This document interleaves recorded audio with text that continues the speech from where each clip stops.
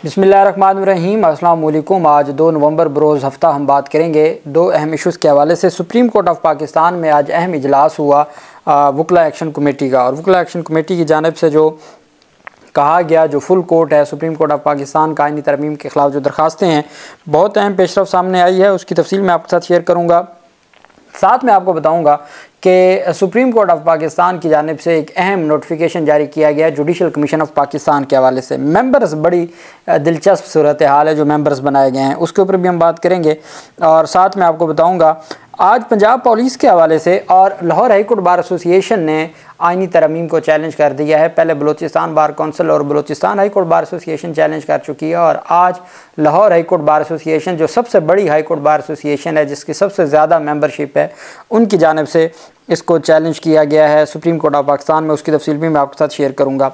सबसे पहले मैं आपको बताना चाहूँगा पंजाब पुलिस में जो एक इतना खौफनाक करप्शन स्कैंडल आप कह सकते हैं या माली बेज़ाब्तगी कह सकते हैं मुबैना तौर पर, जो पंजाब पुलिस के मुख्तलिफ महकमों में पंजाब असम्बली की, अब ये असम्बली में पेश की गई है पंजाब पुलिस से मुतल्लिक़ ये रिपोर्ट पंजाब असम्बली की कायमा कमेटी बराए दाखिला में जमा कराएगी। ऑडिट रिपोर्ट में इंकशाफ किया गया है कि पंजाब पुलिस के मुख्तलिफ इदारों में 2 अरब 13 करोड़ रुपए की ख़रीदारी में माली बेज़ाब्तियाँ सामने आई हैं। कोई 2 करोड़ 10 करोड़ 20 करोड़ की बात नहीं है, 2 अरब और 13 करोड़ रुपए की।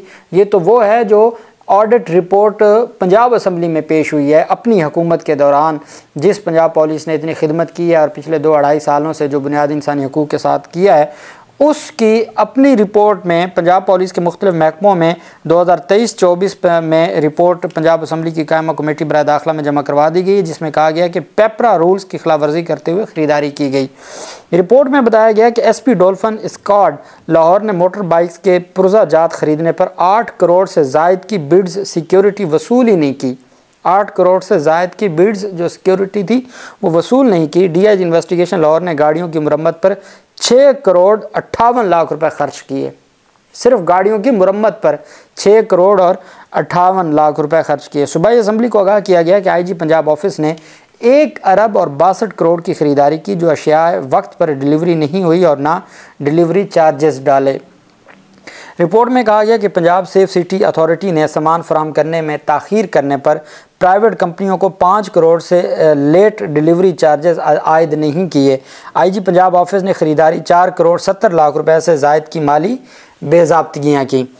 ऑडिट रिपोर्ट के मुताबिक DPO गुजरात ने गाड़ियों की मुरम्मत पर 3 करोड़ 15 लाख रुपए की माली बेज़ाब्तियाँ की। SP police response unit dolphin ने कवायद व ज़वाबित पूरे ना करते हुए 2 करोड़ 15 लाख रुपए की ख़रीदारी की। इस तरह DPO गुजरात ने ग़िज़ाई अशिया की ख़रीदारी टेंडर के बजाय 1 करोड़ 99 लाख की कोटेशन पर ख़रीद ली। DPO शेखुपुरा ने 84 लाख मोबाइल ऑयल की ख़रीदारी में बेज़ाब्तगी पाई गई। CPO फैसलाबाद ने ब्लैक लिस्ट कंपनी से 82 लाख रुपए की ख़रीदारी की। रिपोर्ट में कहा गया कि एलीट पुलिस फोर्स ने पेपरा रूल्स की खिलाफवर्जी करते हुए 4 करोड़ 24 लाख रुपए की ख़रीदारी की। ये बात हो रही है 2023 और 24 की। मोहसिन नकवी की, और जो IG हैं यही उस्मान अनवर हैं। 2023 में भी यही थे, 2024 में भी यही हैं। ये ना कोई मीडिया की रिपोर्ट है, ना ये कोई किसी सियासी मुखालिफ की रिपोर्ट है, बल्कि ये रिपोर्ट है पेपरा रूल्स की खिलाफ वर्जी करने पर पंजाब असम्बली की कायमा कमेटी बराए दाखिला में ये रिपोर्ट पेश की गई है, और उस रिपोर्ट में ये सारा कुछ बताया गया है। अब आगे आप खुद अंदाज़ा लगा लें कि किस तरीके से चीज़ों को आगे चलाया जा रहा है और क्या मामलात हैं। और ये सिर्फ़ एक पुलिस डिपार्टमेंट है, और ये भी वो है जो सारी चीज़ें रिपोर्ट में आ गई हैं। रिपोर्ट से हट के क्या कुछ है, 2 अरब 13 करोड़ रुपए की ये मुबैना तौर पर माली बेज़ाब्तियाँ हैं जो ये रिपोर्ट सामने आई है, और मीडिया ने इसको रिपोर्ट किया है। पंजाब असम्बली की कायमा कमेटी बराए दाखिला में ये जमा करवाई गई ऑडिट रिपोर्ट है। दूसरी तरफ आज बहुत अहम इजलास हुआ, और ये इजलास जो वकला एक्शन कमेटी है उसका सरबराह बनाया गया है मुनीर मलिक को। ये साबिक वकील हैं काजी फाजीसा साहब के, और 2007 में जो वकला तहरीक थी उसको भी ये हेड करने वाले थे। सुप्रीम कोर्ट ऑफ पाकिस्तान के सीनियर वकील मुनीर मलिक ने वकला एक्शन कमेटी का इजलास हुआ और उस इजलास के बाद प्रेस कॉन्फ्रेंस करते हुए मुनीर मलिक ने कहा कि 26वीं यानी तरमीम आईन पाकिस्तान के बुनियादी ढांचे के ख़िलाफ़ है। हामिद खान ग्रुप वकला एक्शन कमेटी का सुप्रीम कोर्ट में इजलास हुआ, जिसके बाद मीडिया से सीनियर वकील मुनीर मलिक ने गुफ्तगू की। उन्होंने कहा कि वकला इजलास में मुख्तलिफ बार्स के अहदेदारों ने शिरकत की। तमाम ही शुरका की राय थी कि वकला तहरीक हमारी शुरू हो चुकी है और हम हर सूरत 26वीं आईनी तरमीम अंडू करवाएंगे। अच्छा, अब इसमें Lahore high court bar association का सदर, कराची बार एसोसिएशन का सदर, बलूचिस्तान बार कौंसिल का vice chairman, Balochistan high court bar association का सदर, Peshawar high court bar association का सदर, Islamabad high court bar association का सदर और इस्लामाबाद बार कौंसिल का वाइस चेयरमैन, इस लेवल के जो अहदेदारान हैं वो मौजूद थे। और भी बाकी अहदेदारान जिसमें 6-7 सिटिंग मेंबरान हैं पाकिस्तान बार कौंसिल के। फिर उसके बाद और मैं आपको अगली ख़बर देने जा रहा हूँ कि सुप्रीम कोर्ट बार एसोसिएशन के सेक्रेटरी जो सलमान आसिफ हैं, उनकी जानिब से और जो पूरी मैंने आपको बताया था 2 नायब सदूर हैं, 3 एग्जेक्टिव मेंबरान हैं, ये supreme court bar association through secretary general supreme court bar association की जानिब से भी 26वीं यानी तरमीम चैलेंज होगी और ये भी फ़ैसला किया गया है। मैंने आपको कहा था कि ये सुप्रीम कोर्ट बार एसोसिएशन का जो मकसद था, बड़ा पैसा लगाया, बहुत दबाव, बहुत सारी चीज़ें थी, लेकिन मकसद पूरा नहीं हुआ, क्योंकि सुप्रीम कोर्ट का जो दूसरा बड़ा ओहदा है जो पैरेलल सदर और सेक्रेटरी का, सेक्रेटरी जब सुप्रीम कोर्ट बार एसोसिएशन में 26वीं यानी तरमीम में जाएगा तो उसका मतलब है हाफ ऑफ दी जो सुप्रीम कोर्ट बार एसोसिएशन है वो भी ख़िलाफ़ है, half of the Pakistan bar council भी ख़िलाफ़ है और बाकी जो 4 हाई कोर्ट बार एसोसिएशन मुकम्मल तौर पर, 3 बार कौंसिल सूबाई मुकम्मल तौर पर। तो ये तो एक बहुत बड़ी जो अदालतों के लिए भी बहुत बड़ा एक उनके लिए आजमाइश होगी। मुनीर मलिक ने कहा कि वकला तहरीक किस रफ्तार से चलेगी, आज के इजलास में इस पर गुफ्तगू हुई। हम पर उम्मीद हैं कि अदालत उज़्मा 26वीं यानी तरमीम पर फुल कोर्ट बनाएगी। उन्होंने कहा कि तमाम वकला बार एसोसिएशन और वकला बार कौंसिल ने मुतालबा किया है प्रैक्टिस एंड प्रोसीजर कमेटी से, तीनों सीनियर जजेस से, कि फौरी तौर पर 26वीं यानी तरमीम के ख़िलाफ़ जो दरख्वास्तें दायर हुई हैं full court supreme court of Pakistan बनाया जाए। उनका कहना था, हमें तवक्को है अदलिया इस मामले पर खामोशी इख्तियार नहीं करेगी, वकला तहरीक चलेगी, इस पर हम वकला सर जोड़ के बैठे हैं। सुप्रीम कोर्ट के सीनियर वकील ने यह भी कहा कि तहरीक की रफ्तार क्या होगी, सुस्त या तेज़, इस पर गौर किया गया, कोई भी 26वीं यानी तरमीम को कबूल नहीं करेगा। उन्होंने कहा कि 26वीं यानी तरमीम आइन के बुनियादी ढांचे के ख़िलाफ़ है। सुप्रीम कोर्ट बार एसोसिएशन और पाकिस्तान बार कौंसिल मिलकर मुल्क की रेफरेंडम कराए कि 26वीं यानी तरमीम पर अवाम और वकला क्या चाहते हैं। उन्होंने रेफरेंडम का भी मुतालबा किया। सीनियर वकील ने कहा, उम्मीद करते हैं सुप्रीम कोर्ट 26वीं यानी तरमीम के ख़िलाफ़ दरख्वास्तों पर फुल कोर्ट फौरी तौर पर तश्कील देगी और हर सूरत आइन और कानून की बालादस्ती होगी और हर सूरत जो ये आइन का बुनियादी ढांचा तबाह करने की कोशिश की गई इसका ख़ात्मा होगा। और उन्होंने कहा कि हम उस वक्त तक नहीं खामोश बैठेंगे जब तक हम और सुप्रीम कोर्ट ऑफ पाकिस्तान में ही आल पाकिस्तान वकला कन्वेंशन और उसके बाद फिर जो शेड्यूल जारी किया जाएगा एहतजाज और रैलियों और कन्वेंशंस का। लेकिन वो पुर उम्मीद हैं कि supreme court of Pakistan full court बना देगी 26वीं यानी तरमीम के ख़िलाफ़ दरख्वास्तों पर। Lahore high court bar association में हामिद खान के ज़रिए Lahore high court bar association ने दरख्वास्त दायर की है 26वीं यानी तरमीम के ख़िलाफ़। Lahore high court bar association की जानिब से 26वीं दरख्वास्त में इस्तदा की गई है कि 26वीं यानी तरमीम को आइन के बरखिलाफ़ और आइन के बुनियादी ढांचे के मुतसादम करार दिया जाए और तरमीम के ज़रिए तरमीम के तनाजुर में किए गए इक़दामात को भी गैर कानूनी करार दिया जाए।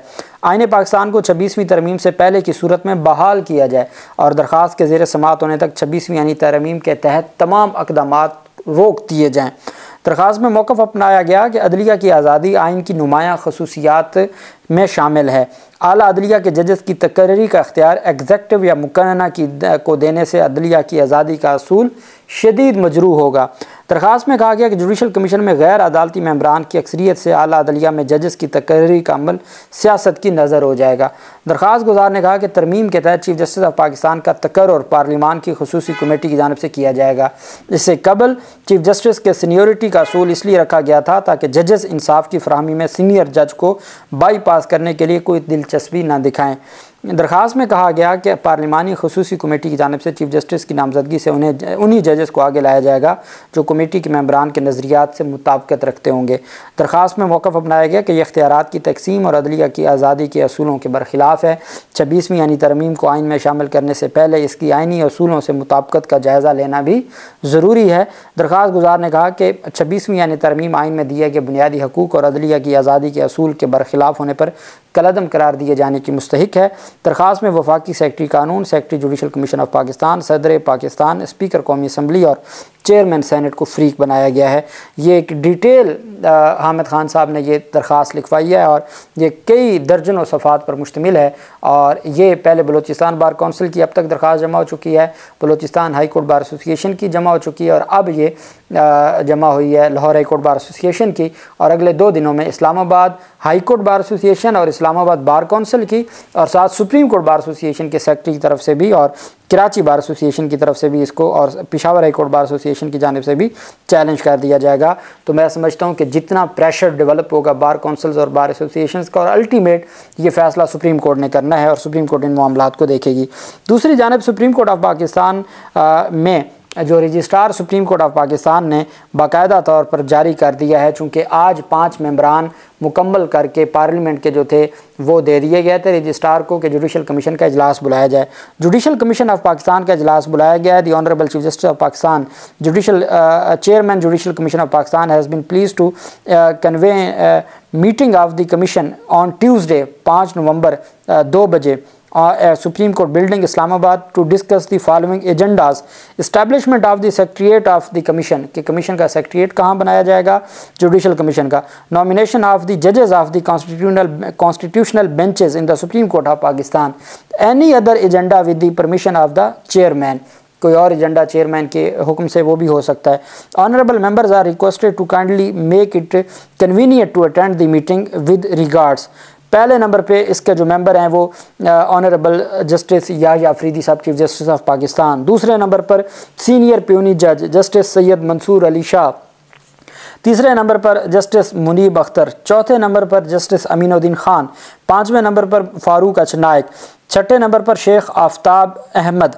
7वें नंबर पर रोशन खुर्शीद जो है वो जो खातून जिसको बनाया गया स्पीकर की जानिब से। 8वें नंबर पर आज़म नज़ीर तारड़। 9वें नंबर पे मंसूर उस्मान आवान। 10वें नंबर पर Akhtar Hussain member Pakistan bar council और 11वें नंबर पर सेनेटर सैयद शिबली फरास और 12वें नंबर पर उमर अयूब खान मेंबर। ये जनाबे वाला 12 मेंबरान मंगल 5 नवंबर को बैठेंगे और डिस्कस करेंगे। एक बात मैं आपको बता दूं, जुडिशल कमीशन 13 मेंबरान पर मुश्तमिल है। 12 मेंबरान के साथ कैसे वो इजलास आगे बढ़ाएंगे, सबसे पहला ये टेक्निकल नुक्ता होगा जिस पर यह मामला गंभीर हो जाएगा। अल्लाह पाक पाकिस्तान का हामी नासिर हो।